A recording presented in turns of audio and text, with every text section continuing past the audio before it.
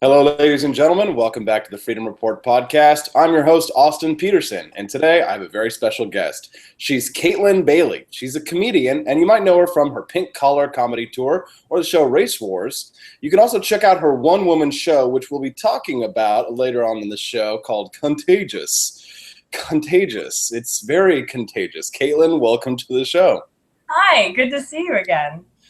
Good to see you as well. So, Kaytlin, what's the worst thing that everybody tells you? What do you hear, or maybe what do you hear the most that annoys you when somebody says, "Oh, you're a comedian. Tell us a joke." Yes, Is it something like that? That's the thing. It's tell me a joke, or my personal favorite from usually some drunk dude I just met at a bar, which was like, "Oh my God, you should do SNL," and I'm like, "Great, if you have a way of making that happen, please do so." But don't give me career advice. You don't know my name. Like it's. Yes, I always loved it. You know, back when I was trying to be an actor in New York City, and well, I remember people be like, "Well, did you try out for American Idol?" Yeah. You know, or like, I was like, "Yeah, just like let me call Simon Cowell up and schedule an interview." You know what I mean? Or you know, go ahead. No, I mean, my favorite thing is like, to ask them what they do, and it's invariably law. And I'm like, oh, well, what you should do is, and then I just start babbling on about something I also don't know anything about, and they usually get the message. So yeah, sometimes they get the message. Sometimes, yeah. But people probably be like, "Well, Austin, why are you inviting Kaytlin on the show?" Well, first of all, you're my friend, and you're awesome and hilarious. And we used to work together on a Bitcoin project. You're Bitcoin Kate for a little while. And nowadays, you're doing this one-woman show. But the topic of the show, the topic of this, what brought all of this to my attention is something that we cover at my news magazine all the time. We cover it frequently because it is an issue of critical importance to the American people, to the public at large, people all over the world. We're talking about sexual assault. We're talking about I guess what you call escort services. We're talking about this is an issue that libertarians care deeply about, something that we discuss frequently. And I want to get your insight on it because you have some experience with some of these things. And of course, I want to be delicate because I love you, but I got to ask you tough questions too because people expect me to be objective. I really respect the notion that women are a protected class, so please don't hold your punches just because I'm a lady. I resent that too, but if I ever act like I'm not respectful in any way, then here out comes the scissors for my second circumcision. All right, so you wrote a column, and your column it was about how you spent some time in sex work. Yes. What drove you into that profession, and what was your overall experience in general? Sure. What drove me into that profession was curiosity and my own sexual fantasy around being an escort. I did not, unlike most people that go into sex work, I did not have unmet financial needs. I come from money. I like to say, like not pony money, but like go ahead, major in history money. And I couldn't get it out of my head. I fantasized about being a literal whore for years and years. I read a lot about it. I was fascinated by history's great courtesans. And it was a role that I was deeply, viscerally attracted to. And so I did some research and I found out how easy it was to get into it using the computer in my parents' home. So I started working when I was 17 and I worked as a high-end escort in North Carolina for about 18 months. So it wasn't money, it was the sexual fantasy. I mean, this was like your sex drive calling you to this. Yeah. Was it because you thought you had a high sex drive, you wanted to be with a lot of men? I did have a high sex drive, but I was really there's a difference, I think, between like just having sex with a bunch of men and the kind of sex that you have as a sex worker. The dynamic is really interesting. I felt worshipped. I got to play this character that was different from myself. I had like a stage name. We both come from an acting background. So in my head, like the character that I created was like this alter ego. It's kind of like my Superman, She was powerful, she was confident, she was pretty cool. Now, as libertarians, we believe, people who read my website, they pretty much generally believe that, escorts and prostitution should be legal. There are a lot of feminists who disagree. They say that prostitution should be illegal because it's abusive towards women. Do you agree or disagree? I mean, I disagree based on my own personal experience. I think that exploitation is wrong. I think there are examples of exploitation within sex work, absolutely, but there are also examples of exploitation, I think, that we just read about in the New York Times in nail salons and migrant farm workers. I mean, exploitation is exploitation, and it's wrong. I think that people who feel disempowered to advocate for themselves at work, but just speaking from personal experience, I felt way more exploited working for Starbucks than I ever did running my own business as a high-end escort. Now, the other side of this coin, of course, is that if you're at liberty to perform an action, if you're at liberty to take a risk in such a way, perhaps, which there are definitely risks involved, and we're going to get into that in a moment. Sure. One of the downsides that you talk about was the fact when you were making $400 an hour before you had any sense of responsibility, and you maxed out your Roth IRA and you went to some nice dinners and stuff. In retrospect. Yeah, you said you thought you had fuck you money. So what did that do to your conscience, and what did that do to your life? Well, I mean, I think that it was definitely challenging. I went from being a high-end escort to going to college, and then right after college, I ran field campaigns for a, don't hate me, progressive political consulting firm for about 2 years. Yes, it's shocking that we can be friends, and yet here we are. So I still feel like Team Blue generally, but I sort of think of my political affiliation in the way that sports fans think of their affiliation. Like, I'm interested in the stats and I want to know the players, but I'm not that emotionally invested. It was definitely, when I ran political campaigns, I didn't think about the money at all. I was doing something that I loved, that I felt passionate about. But after getting out of politics and moving to New York to work as a performer, where I need money for things, it was really challenging to work for $9 an hour cleaning up homeless men's poop and getting, looked down at by the, worst part of the top 1% in their neediest uncaffeinated moment. It was really eye-opening to me. Now I run an Airbnb and I work for myself. I feel like being an escort gave me the courage to really think outside of the box in terms of ways of making money. But it made me really intolerant of working for other people or doing things that I didn't want to do for comparatively small amounts of money. So it gave me, I think, a distaste for that. And I think that a lot of your readers who work for themselves feel similarly. They probably didn't get that way by, sucking dick, but, we all have our own path. Oh, I have some stories to tell, Kaytlin. Oh, oh God, no. Well, I went to enough casting calls in New York that I definitely got propositioned. I've been to enough creepy old men's rooms. I'll just tell you this real quick story. Once I remember going in once, and the guy who was doing the auditions was in an actual hospital bed with an attendant, and he had all these sleazy people around him and stuff like that, and it was horrifying. But okay, so before we get to the situation of violence, I'd like to discuss a different kind of what some people call microaggression, perhaps, talking about slut shaming. Sure. And slut shaming is a big issue, actually. At the Libertarian Republic, we published a story last week saying, if you want fewer false rape accusations, stop slut shaming. And what it did was it attempted to, you read it? No, but I couldn't agree with you more. When you psychologically disempower women to say yes, it makes them harder to Patrice O'Neill is a big figure in comedy, and he was love him. He's got poor, bless his soul. Yes, absolutely. He was falsely accused by a young woman who was put into a rough situation. She had consensual group sex, which is also something that I have done.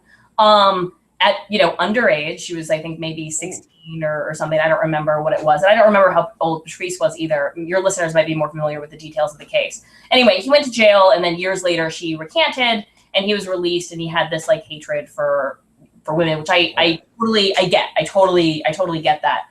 But speaking honestly, I think it would be real hard for even 16-year-old me if I was in a group sex situation with adults and then that was made public after the fact, the way that it was in this girl's case. It would be really difficult for me to look my father in the eye and say I wanted this to happen.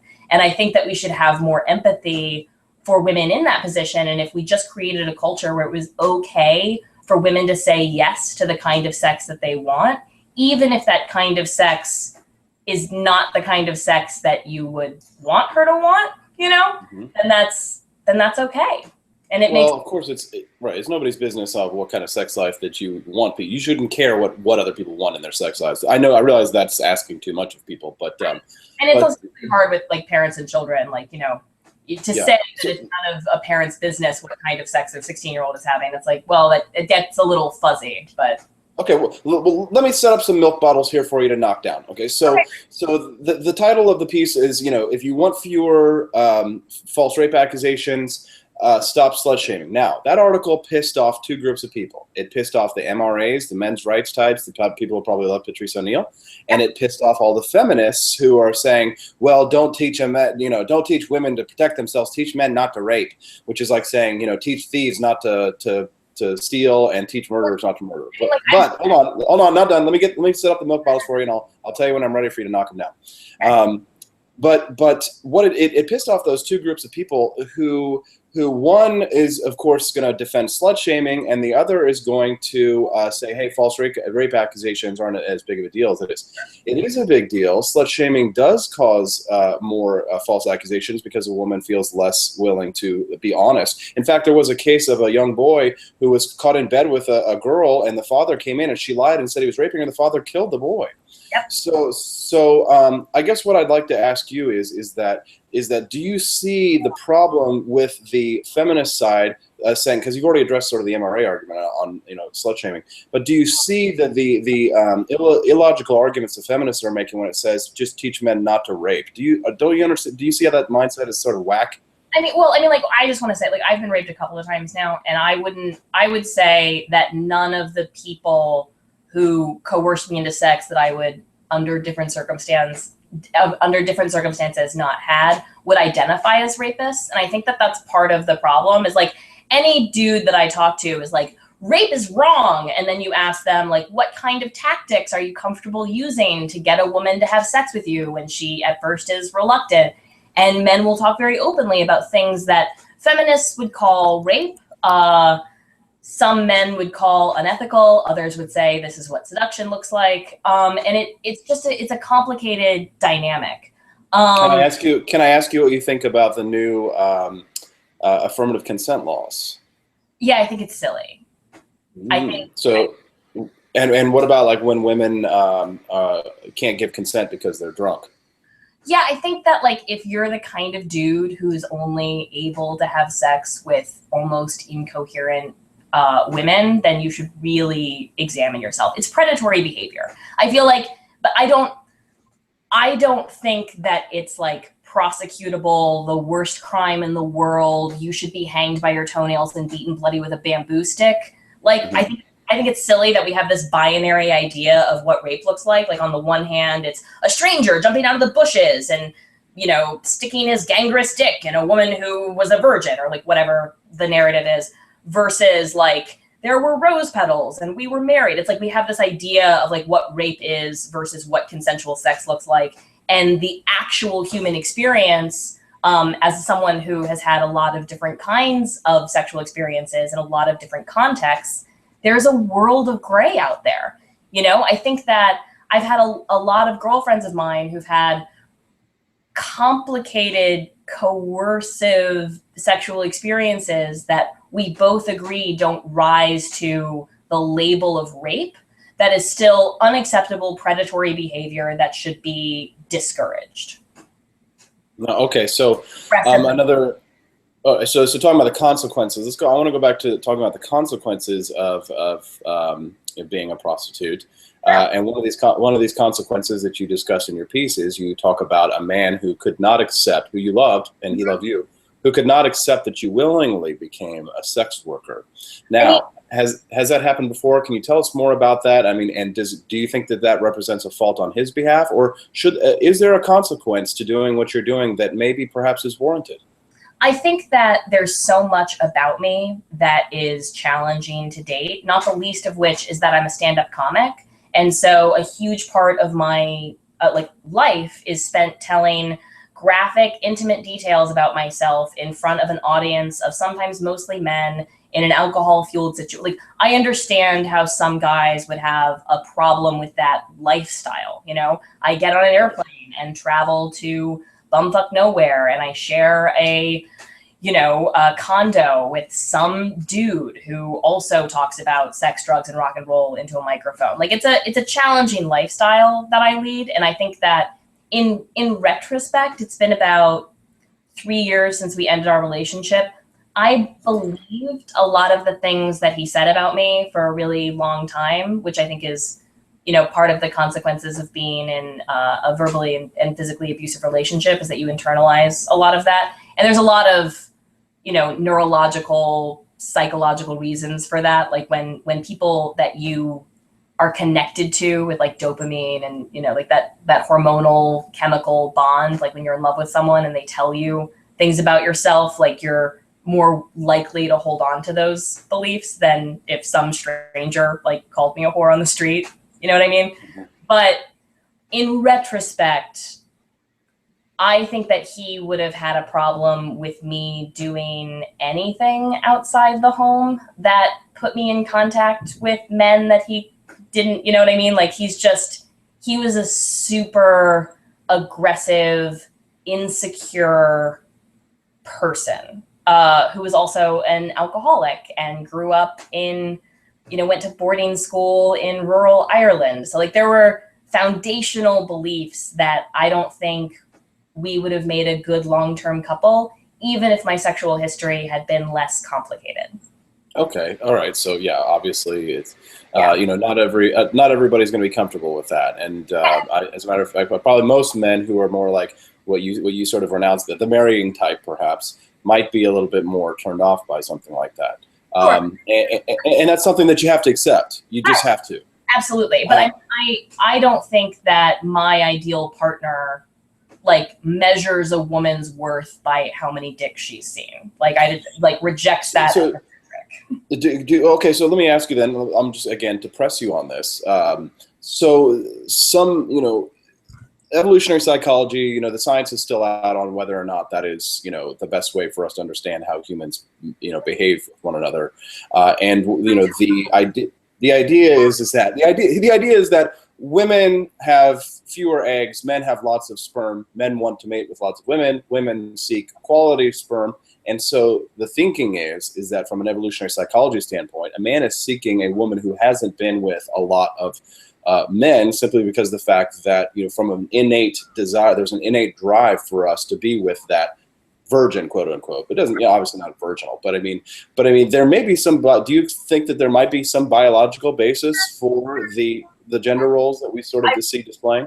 I absolutely have a response to that. I mean, in terms of like biology, right? I feel like women are actually more equipped for promiscuity than men are. Like, I've never not been able to fuck a dude because I lost my boner. It's never happened.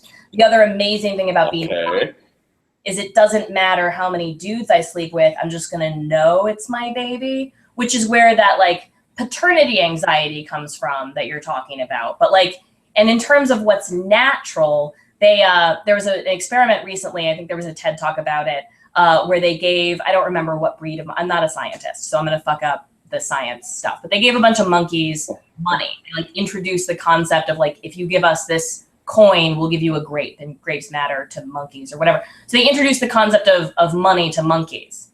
The first thing that happened is a boy monkey gave a girl monkey money, and then they had sex. So if you want to talk about like what's natural, I think that human sexuality is really complicated. We've evolved a lot of different tactics, and I just don't think that like there's one right way to go about breeding. And whether, you're looking to diversify your portfolio, I mean, sex, there are a lot of reasons to have sex. More so, I think, for women. You talk about alliance building. You talk about resource gathering. You talk about just the dopamine rush. You talk about sexual arousal and orgasm. You talk about bonding. I mean, like there are 1,000 different reasons to have sex with somebody. I think to label, like to say, like this is right and this is natural and that's wrong and that's not okay. I think well, that would be a naturalistic fallacy, of course, and just to say that something's natural doesn't mean it's moral, because in nature, of course, we rip each other to shreds and kill each other's babies, and that's what happens in the state of nature. Absolutely, but what I'm saying is that like we're just really complicated, and I think we need to get more comfortable with just letting it be complicated. Sure, I'm okay with that, but I think there probably is some biological reason for why we manifest this behavior, and why monogamy manifests itself in such a way. Well, you look at the great lengths that almost every sufficiently advanced society has gone through to limit, curtail, feminine sexuality. And like, you know, maybe there's something there. Like maybe we're just allowed to do whatever we want. Chaos ensues. I'm sort of excited. Because listen, that's the whole argument behind like society. What was his name? Doug Stanhope says that if the government and religion has to regulate the supply and demand of pussy, because that's the only way things will get built. Because everything we're doing, shooting out boxes down at the plant, is so that we can get laid. I mean, if sex was free and there was no shame, you know, maybe we'd all be happy, you know, just be happily like living like chimps in the trees. Maybe. I mean, I feel like we're seeing that play out, and most of the people I know get, you know, there's a lot of free pussy floating around, much to the chagrin of some of the prostitutes I still know. All over New York, up to the West Village. I'll bring you around. I'll be right there. But like a lot of free pussy floating around, and people still have jobs. I feel like this basic argument that the only reason that men work is to impress women. It really, like, I work not so that I can get dick, but because I want to work. I want to contribute to the world. There are very few men like that are maybe, and they're probably the hippie stoner guys that are just going to get those hippie stoner girls. No. You don't know what it. Yeah, I'll give you credit. I sat down and listened to you when you tried to tell me that women have this higher sex drive, perhaps, that have more reason to have sex, and I listened to it, and I don't agree. But I'll just tell you what, you don't know what it's like to be a man and have this angry, erect member, like a second person telling you do it all the time, fucking with your head. Maybe we just have less war. I don't know what the consequence is to everyone just getting as much sex as they want. But I don't know either. But I'm okay with it. I mean, I know change is hard, Austin. I know it's fine, but like change is hard, and so am I. I mean, what the argument that I was making about women and promiscuity is like, I think that the reasons that women have sex are more complex and more diverse than the reason that men have sex. I think men just like, want to get their dick wet, which I get. I don't think that men have sex for alliance building. You know what I mean? Like that's not one of the motivations. But I don't know. I think that, women have sex drives too. But that wasn't the argument I was making before. I get it. Get out. All right. I think we've sort of gotten off the rails here. It's getting a little hot. I want to get back on track. Blushing, mister. I'm blushing. You're in a long-term relationship, and yet you still found the daily drive to produce good work. You know what I mean? There are lots of married men out there that still get up every morning and go to work, and it's not because they're chasing pussy. Well, no, but some of them are. A lot of them are because they still want to be attracted to the opposite sex. Why do what? Why do women work?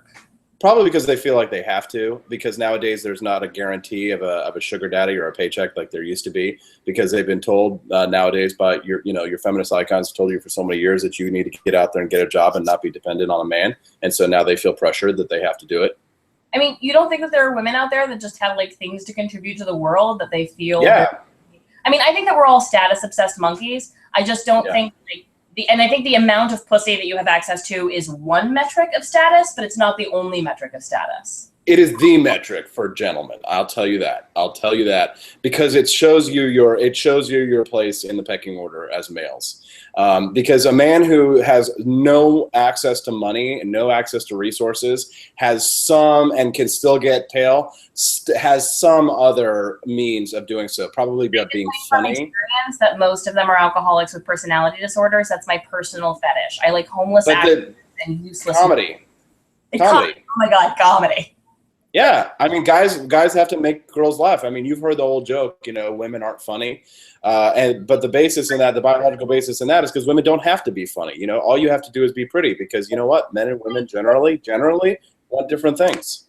I can't tell you how many sugar baby offers I've walked away from. How many proposals from men with access to plenty of resources I've walked away from. And it's because I value. But you already did it.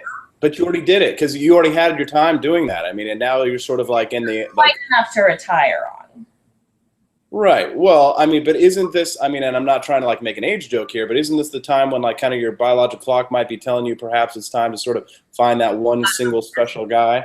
The guy that I was just dating, we had a rule that we couldn't communicate logistical information to each other when there was a pair of bouncing titties coming his way or a fucking baby coming my way. It's our brains shut off. My response to babies was his response to titties. It's I just want to make faces at them. But I don't believe, I reject that biology is destiny. I would rather have a body of work than a baby right now. I'm not digging my heels in and making a public statement that I will never, ever, ever have children, but I'm not rearranging my life to make that happen. Why not? It sounds like you're not being totally transparent here, Kaytlin. No, I'm gonna dig down deep now. You sound like you're talking about how you like them babies and stuff like that, but tell me truthfully, Kaytlin. Will it change? Will it change? I don't know. Okay. That's a really honest statement. But like I said, I am not organizing my life around the idea that having a baby is the highest goal. I'm pursuing comedy. I'm pursuing writing because the amount of travel that I do. This great apartment that I have in the West Village does not have a baby room. And I hope to die in this apartment because it's fucking amazing. I'm so charmed. By the next time you come, I have a spare bedroom. You should stay with me. I'm at an Airbnb. Okay, I'll be in New York soon actually, so I'll give you a call. Oh, awesome. Mm-hmm. Right. So it's life is complicated. Nobody knows the future, and that's okay. All right, so I want to let's talk about your comedy show. We got to get to your show now because I want to talk about it. You got a one-woman show. Tell me what it's all about. Where's it going to be? Give us the lowdown. Great. It's I should have a flyer. Oh, here it is. Can you see this? Is that can I do this? I can. Yeah, hold it up straight. Straighter here. How about this? Is that readable? That feels unreadable. It doesn't matter. I'll just tell you. So this is the show is called Contagious. It's going to be at the Tank Theater, which is on 46th Street between 6th and 7th. It's right in the theater district. So 15-year-old Broadway obsessed me is very proud of my 28-year-old self for making it this close to Broadway. It's co-directed by Andy Lucian and Monica Roselle, two well-known theater folks. And it's gonna be at the Tank Theater. Tickets are available at contagiousLaughter.com.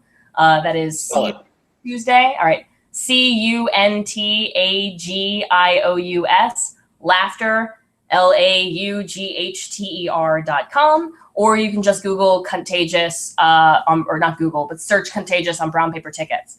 It is a one-woman show. I play 8 characters. It is not stand-up comedy. It's a theater piece. And it tells the story about my decision to enter sex work, some titillating stories, and then, my relationship with my parents and the rest of the world. The point of view that having been a sex worker at such a young age has given me. And I wouldn't trade that perspective for the world.